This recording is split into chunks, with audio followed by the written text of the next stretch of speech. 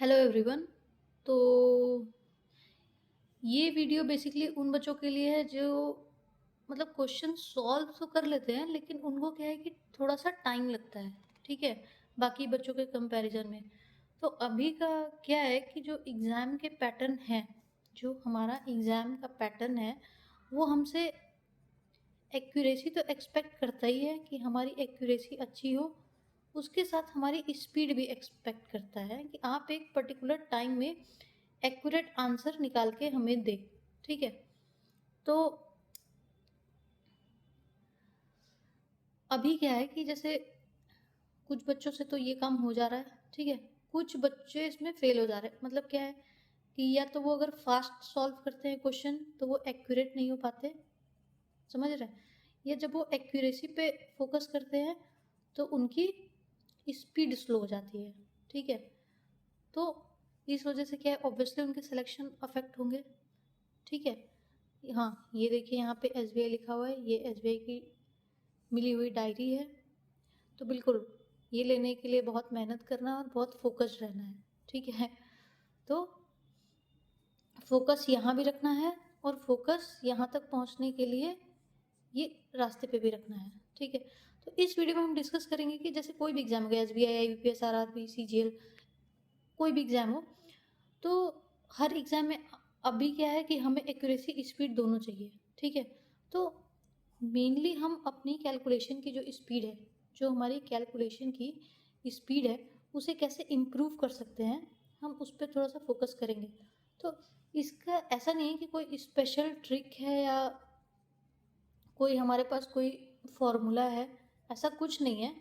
कुछ basic conditions है, ये कुछ बेसिक क्राइटेरिया बोल लीजिए, जिन पे हमें डेली काम करना है।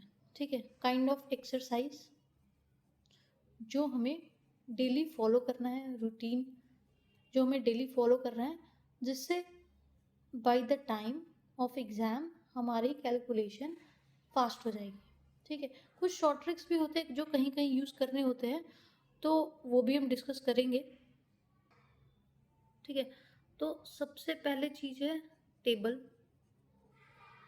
उसके बाद है स्क्वायर्स, और उसके बाद है क्यूब्स, फिर है स्क्वायर रूट और क्यूब रूट। ठीक है, तो देखिए, कहने का मतलब ये है कि जो टेबल होते हैं वो कम से कम हमें 1 से 30 तक एकदम रटे हुए होने चाहिए। ठीक है, जो स्क्वायर्स हैं हमें कम से कम 1 से 25 तक रटे होने चाहिए, और क्यूब है तो 1 से 15 तक हमें रटे होने चाहिए। ये तो सेम हो गया, स्क्वायर रूट, क्यूब रूट। तो ये एक बेयर मिनिमम है, समझ रहे हैं आप। कम से कम आपको 30 से आप ज़्यादा याद कर सकते हैं और भी आपके लिए अच्छा है। यहाँ पे आप 25 से ज़्यादा याद कर सकते हैं, बिल्कुल आपके लिए हेल्पफुल होगा। 1 से 15 तक आप करते हैं, आप 20 तक कर लीजिए, 25 तक कर लीजिए क्यूब्स। तो कहने का मतलब ये है कि ये सबसे पहले आपको ये चीज़ करना है। तो इससे क्या होता है ना, बहुत बार ऐसे मल्टीप्लिकेशन होते हैं जो लगे होते हैं, जो मान लीजिए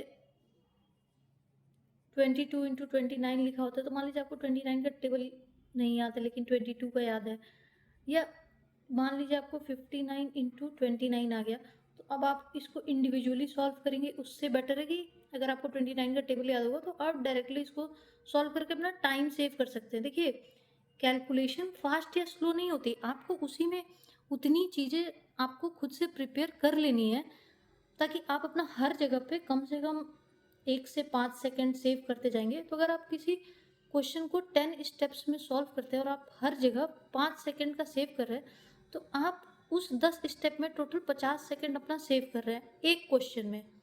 ठीक है, तो यही इतना ही टाइम आपको बस अपनी कैलकुलेशन इंप्रूव करके सेव करना है। ऐसा नहीं है कि आप कोई ट्रिक जान जाएंगे या कोई फॉर्मूला या कोई तरीका पता चल जाएगा तो आप एकदम कोई भी क्वेश्चन देखते ही सॉल्व कर देंगे, ऐसा नहीं है।